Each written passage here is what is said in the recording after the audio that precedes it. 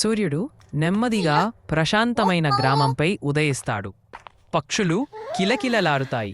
చల్లని గాలి పసుపు పొలాల సువాసనను తీసుకువస్తుంది. కొత్త రోజుపై ఆమెపైన నడిచుకుంటూ ఆమె వెళుతుంది.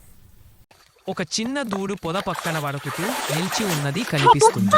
ఆమె నలుపు తెలుపు రంగుల చర్మ బురదతో నిండిపోయి కళ్ళలో భయం మెరుస్తుంది. సుప్రియ మెల్లగా మోకాళ్లపై వాలి, భయపడొద్దు, నేను ఉన్నాను అని చప్పుడు లేకుండా చెబుతాడు. తరువాత ఆమెకు కుమారి అనే పేరు పెడతాడు.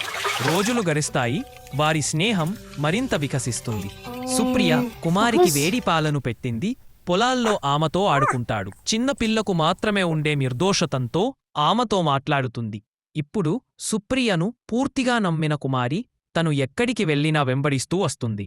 అకస్మాత్తుగా ఒక తుఫాను గ్రామాన్ని తాకుతుంది. భీకరమైన గాలులు, కుండపోత వర్షం పొలాలను వణికిస్తాయి. తుఫాను ముగిసిన బురదలోకి దూకి తన పూర్తి శక్తితో ఆమెను బయటకు లాగింది.